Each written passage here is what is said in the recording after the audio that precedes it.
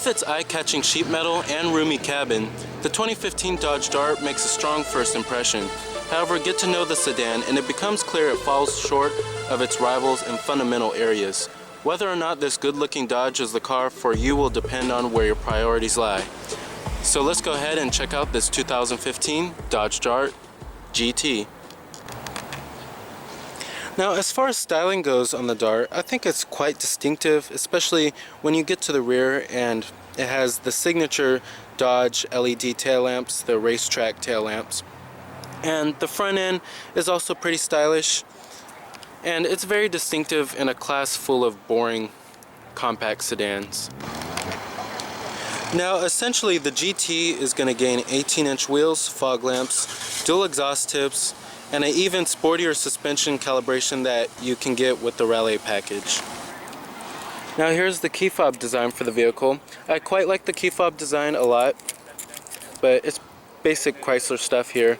You have your unlock, your lock to release your trunk, and then your remote engine start, and then your panic button as well.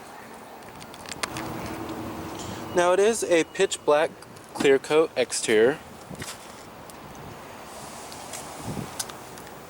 with a black leather interior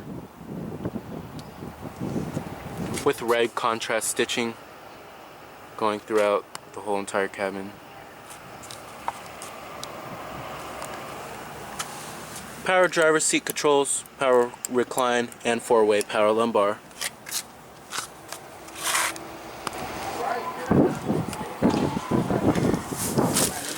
Now stepping on into the interior of the Dart, as you can see, it's a very stylish cabin, very high quality, and it looks very premium as well. And it does have a pretty low step-in height, of course. It is a compact sedan, and I love the Dart's very roomy and airy cabin. Compared to a car like the Chevrolet Cruze, the Chevy Cruze feels a little bit more confining. Now you do have push button ignition, of course. Just put your foot on the brake and hit the button to start.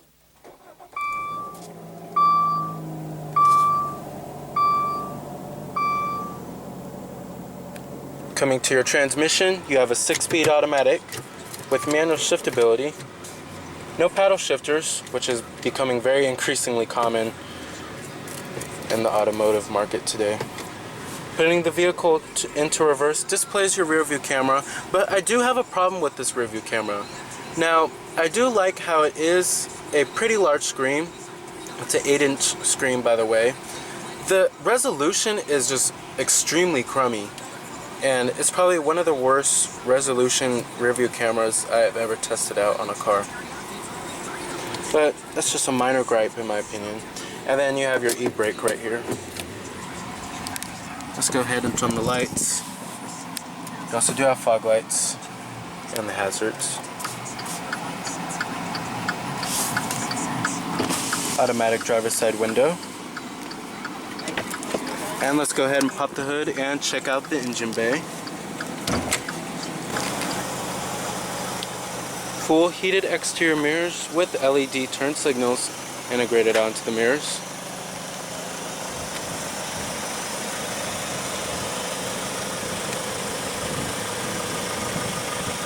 Halogen projector beam headlights with your halogen projector beam fogs as well.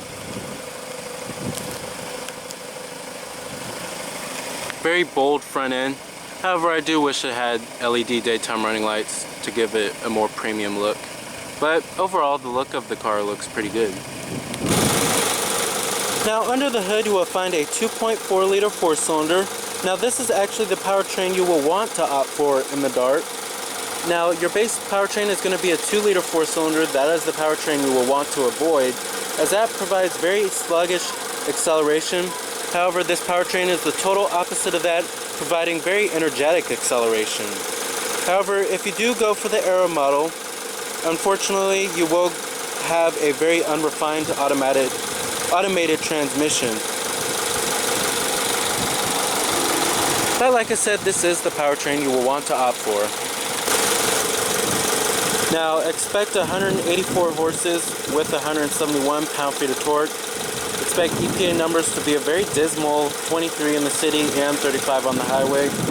Even some mid-size sedans get better fuel economy than that.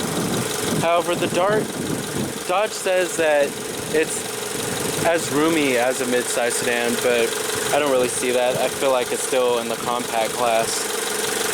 But however, bottom line is that this gets 23 in the city, 35 on the highway, and that is just not competitive against cars like the Honda Civic, the Toyota Corolla, or even the Nissan Sentra.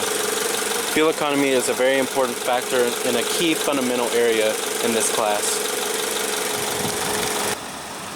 Now, trims on the Dart start at the SE trim, which starts at $16,495, and then you have the SXT, which starts at $18,595, the Aero trim, which starts at $19,995, and then you have the GT model, which starts at $20,995, and finally last, the Limited trim, which starts at $22,995. Now, competitors of the Dart are the Honda Civic, Toyota Corolla, Nissan Sentra, Volkswagen Jetta, Chevrolet Cruze, Ford Focus, the Mazda 3, Subaru Impreza. It's a very competitive class.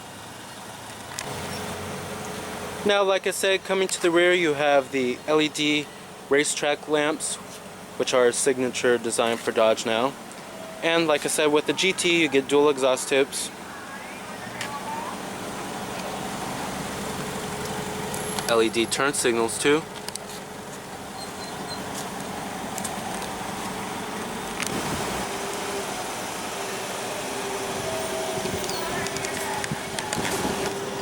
Like I said, EPA numbers are at 23 in the city and 35 on the highway.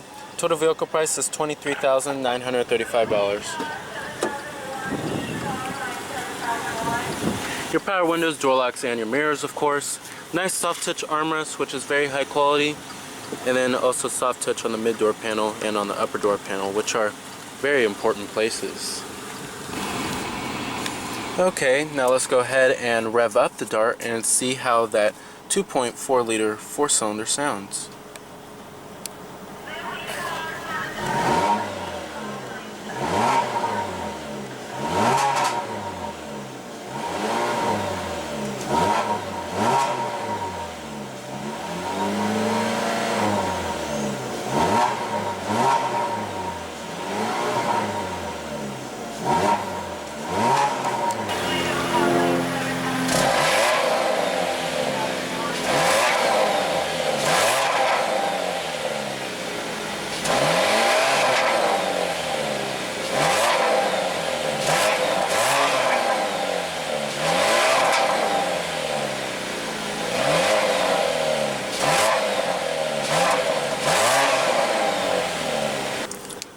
Very nice sounding. I actually like the sound of that powertrain.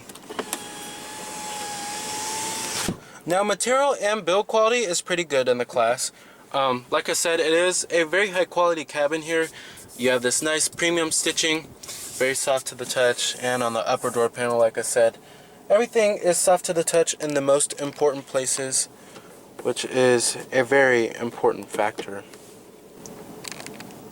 Now, as far as driving dynamics go of the Dart, it's not as fun to drive as, say, the Mazda 3 or the Ford Focus, but it's not as boring to drive as, say, the Toyota Corolla or the Nissan Sentra. It's kind of middle of the pack in terms of driving dynamics. Now, as far as visibility goes, it's not that great in the class. It's actually pretty average. Glass area can be a lot better, especially outward visibility too.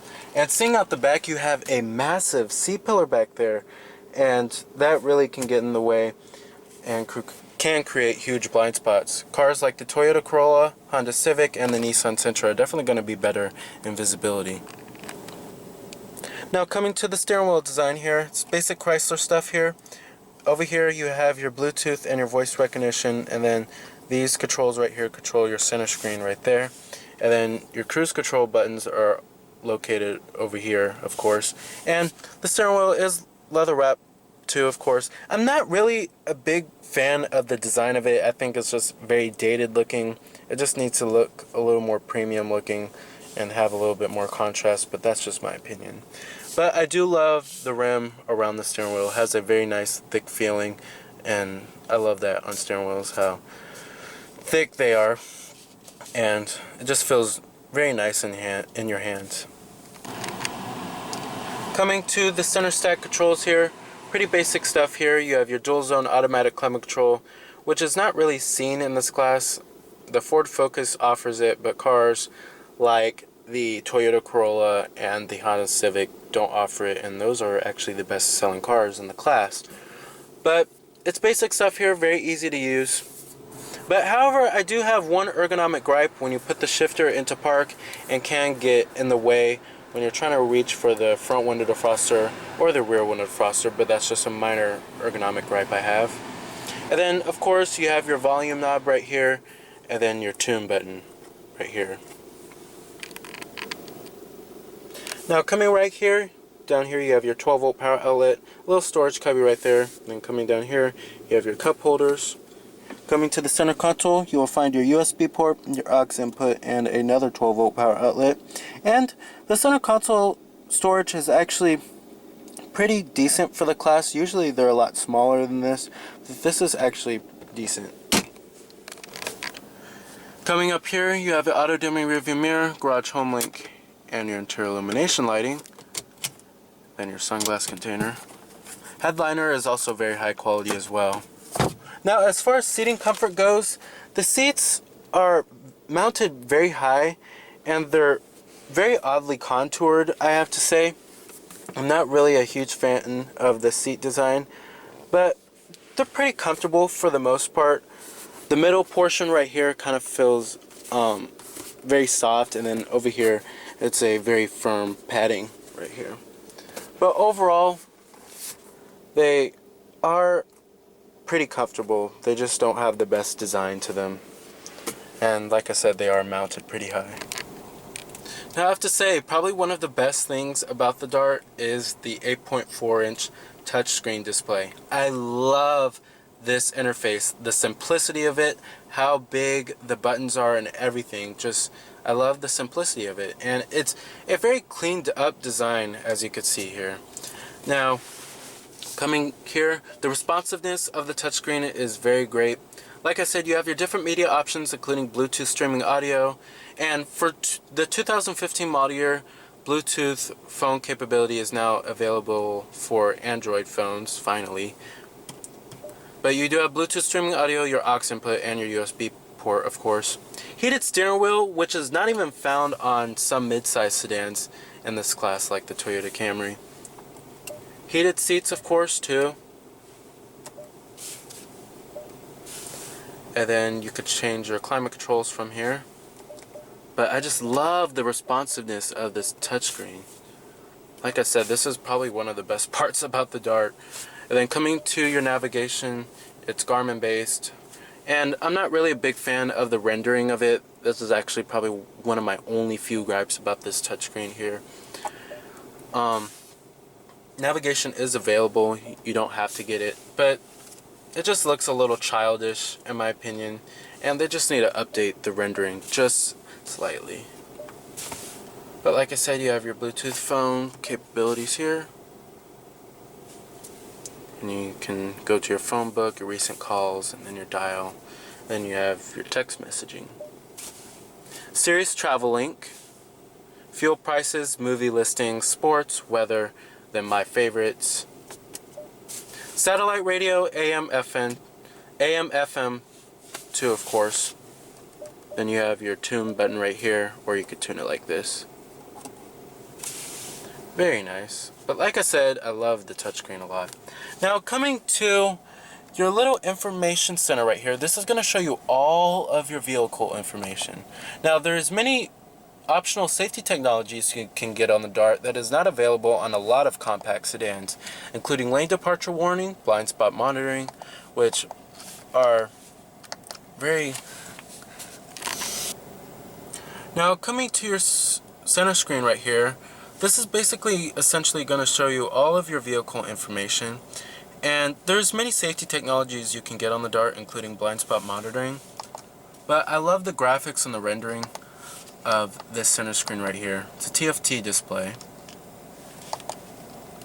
And you can have a digital speedometer, of course. You can go to your screen setup, and if you have any stored messages, what radio station you're on, and then your fuel economy data like your average MPG, and then your distance, then your fuel range, then your oil life.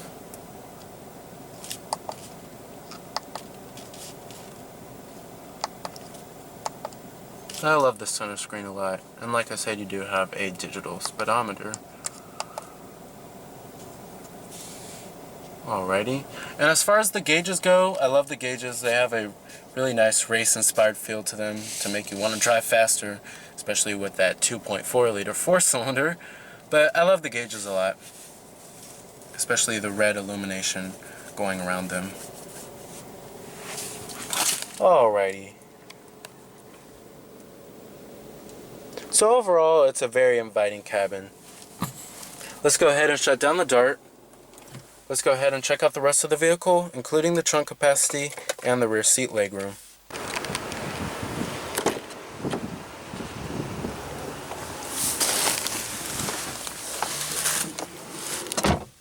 Now, coming to the door panels here and the armrests, they're also very high quality, carried through from the front, which is a very important factor. Nice soft touch on the mid door panel and on the armrest, and actually on the upper door panel, I take that back, it's a hard touch material that wasn't carried over, but that's the only portion that wasn't carried over. Now coming back here, this is where the Dart falls behind. Now if you're comparing this car to a mid-size sedan like a Honda Accord or Toyota Camry, the Dart is definitely going to be much worse in terms of legroom. Now if you're comparing this car to more of like a Nissan Sentra or Honda Civic, this is pretty average for the class. But overall, the Dart's interior is like roomy, it's very wide and it feels pretty spacious, but back here it's actually, the legroom is actually pretty dismal. Cars like the Toyota Corolla and the Volkswagen Jetta in this class are going to be much better in terms of legroom.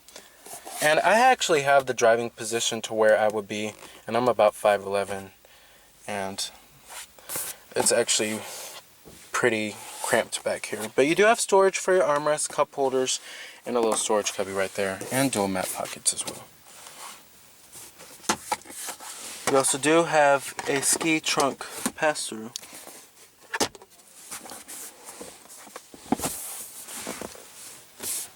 Alrighty. Now coming to the trunk capacity, if you're comparing to this car to cars like the Honda Accord, the Nissan Altima, and the Toyota Camry, the trunk capacity will be very dismal compared to those cars. Now if you're comparing it to more like a Honda Civic or a Nissan Sentra, the trunk space is pretty average for the class. The rear seats do also fold down, 60-40 split as well. Full manual passenger seat. Your glove box compartment, which is very damped and is a pretty average size. Alrighty. So for the money, the 2015 Dodge Dart offers roominess, ample feature content, and abundant style. But powertrain and refinement weakness relegate it to mid-pack status and the small sedan segment.